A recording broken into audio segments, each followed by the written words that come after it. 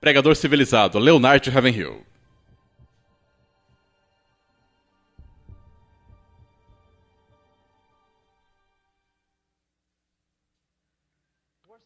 A pior coisa que pode acontecer a um pregador é ele se tornar civilizado. Ele não possui mais nenhum valor, nenhum valor. Eu escolheria Leonard Ravenhill no lugar de 20 calvinistas mortos. Uma coisa que sei sobre Leonard Ravenhill é que ele era perigoso. Ele era perigoso. Atualmente, considere sadicamente, se você disser que as pessoas devem tomar a cruz, isso será vão.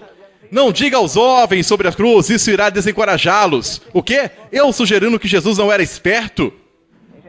Se você quer ser meu discípulo, diga adeus ao mundo e tchau. Veja quando as pessoas nascem de novo hoje em dia, elas não se separam do mundo. A maioria são como aqueles que seguiram os pastores que se desviaram em Israel.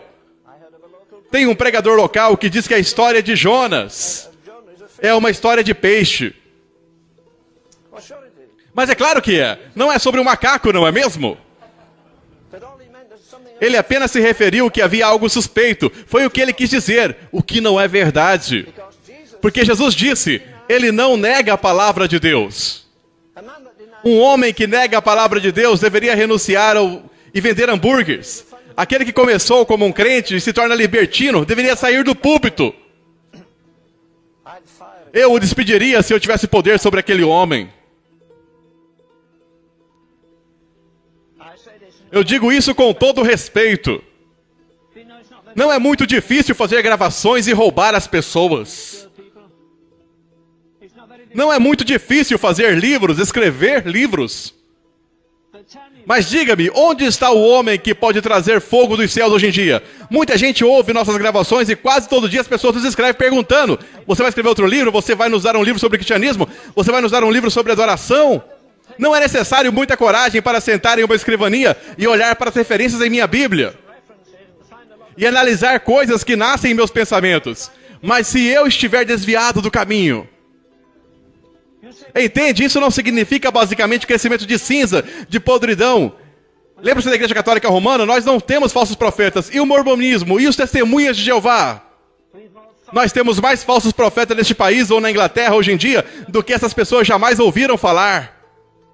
E você me diz que há um altar construído lá? Tem um guru que sai nas paredes lá, toda hora do almoço, e amontoa 2.000 estudantes ao seu redor. Venha e sente-se ao redor desse paroleiro e escute. Como um homem ateu e herege pode magnetizar bases, vontades e costumes que nem Deus consegue? O apóstolo Paulo disse, a minha palavra não consistia em sabedoria persuasiva, de sabedoria humana, mas em demonstração de poder do Espírito Santo. Você sabia que quando ele caiu de joelhos antes, ele voltou e reconstruiu o antigo altar?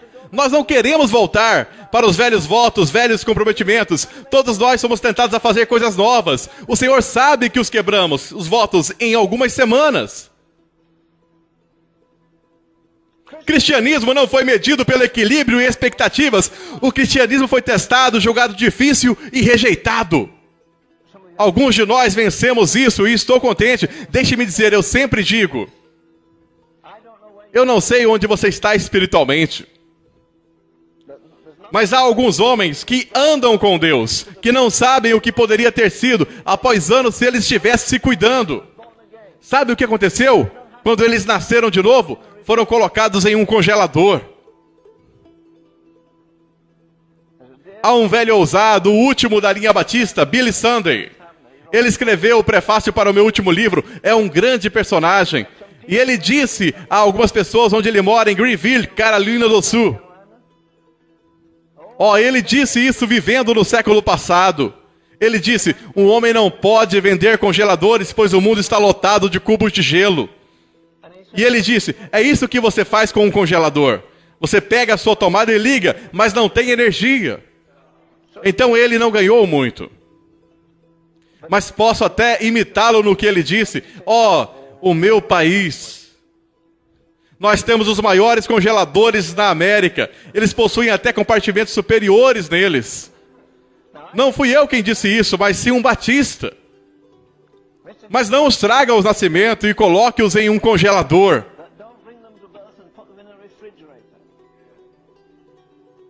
A igreja nunca teve tanto equipamento quanto agora e nunca teve tão pouco poder. Nunca teve tão pouca unção. Nunca tão poucos milagres, nunca tão pouco a presença de Deus. Como eu disse antes, qual foi a última vez que você trocou seu café da manhã de domingo para ir à igreja? Oh, bela maravilha, majestade de Deus, glória de Deus, onipotência de Deus. Nós sabíamos o que aconteceria, levanta, senta, aí vem outra cantoria, sente-se um pouco mais. Agora o cubo está secando, coloque mais gelo dentro dele. E agora temos um novo pesar. Temos profetas que gastam o tempo que seria necessário para despertar o mundo jogando conversa fora. O que é ter todas as máquinas do mundo e você não poder controlá-las? Eu não me importo se você tem um Volkswagen ou mesmo um Rolls Royce. Tudo depende de uma coisa. Quando você se senta em um carro, você dá direção. Se o carro não liga, você está acabado. Mas você pode ter seguro, talvez o carro mais fino, com as melhores condições. Mas você precisa que ele ligue para poder dirigi-lo. Mas olhe para todo o equipamento da igreja. Se o fogo do Espírito Santo realmente veio sobre a igreja hoje em dia, nós poderíamos ganhar o mundo em 6 meses. Sem acabar com ele.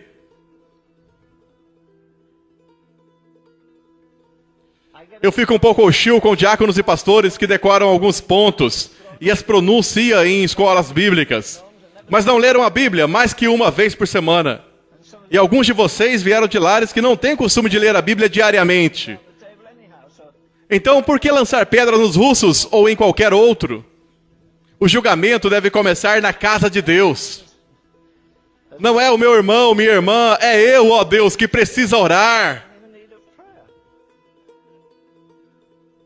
Este homem foi açoitado 195 vezes. Ora, digamos, 5 vezes 40 menos 1 é igual a 195 vezes. 3 vezes fui açoitado com varas. 1 vez fui apedrejado. Eu não tenho nenhuma personalidade maravilhosa. Ele diz até para Corinto. Eu acho isso muito feio. Eu acredito que ele tinha que passar por isso, ser apedrejado, açoitado, quebrado. Em trabalhos e fadiga, em vigília muitas vezes, em fome e sede, em jejum muitas vezes, com frio e nudez. Vamos lá, relaxe, tome um pouco de vinho. Quem diz isso está fugindo dos sofrimentos de Cristo. Ele murmura sobre isso? Não. E diz, uma coisa não é dizer nada, e alguém para piorar as coisas. Te coloca em um buraco fétido e te deixa lá por dias, semanas, meses e anos. Mas ele diz, a coisa que mais me machuca é isso.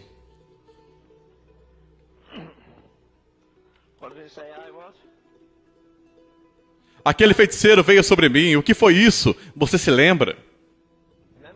Aquele feiticeiro veio sobre mim diariamente. O que é? É o terror de todas as igrejas. Você acha que tem problema com seus filhos? E quanto ao homem com várias igrejas para cuidar, de volta de viagem, sem revelação, por ainda não tinha Bíblias. Deus tem pena de nós. Primeira sexta noite aqui eu preguei sobre Elias. E quando penso naquele homem e em tudo o que ele fez, sem nunca ter tido uma Bíblia, todos os heróis arrolados em Hebreus, nenhum daqueles homens tiveram uma Bíblia. E você e eu temos tudo o que Deus tem para dizer ao mundo.